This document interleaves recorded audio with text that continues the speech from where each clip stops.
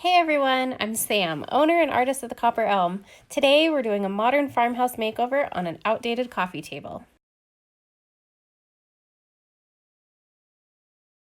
My first step was to give the entire table a scuff sanding with a medium grit sanding sponge to even out the surface and give the paint a little something to stick to. Next up, it was time to clean. My go-to cleaner is Whip It. It's a super hardcore cleaner. It's totally eco-friendly and non-toxic. I'll drop a link in the description. This table has a slatted top, so I used a wire brush to get all the grime out of the crevices. Once it was nice and clean, I cleaned it one more time with warm water to remove any cleaner residue. Now for the fun part. The first coat was done in Wyzall's chalk synthesis paint in the color Inkwell. It's a super dark navy blue. And I used a Klingon S30 because it gets into all the tiny details, it hugs the curves, and also works awesome on those flat surfaces. It's got a short stubby handle, so if you've ever poked yourself in the nose with the traditional longer Klingons, this is the brush for you.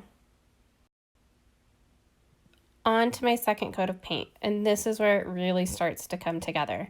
This time around, I used the color black to get full coverage, and then I came back in with a dash of abyss here and there.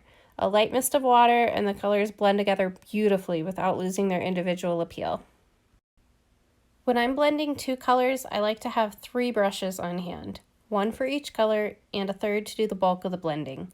Keep your brushes damp, occasionally spritzing with water when needed, and your paint will glide across the surface and blend without any streaks.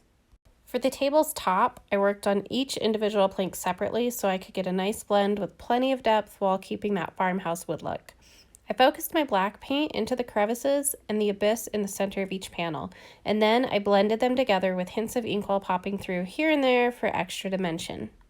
For my blending, I prefer to use an oval or flat Klingon brush.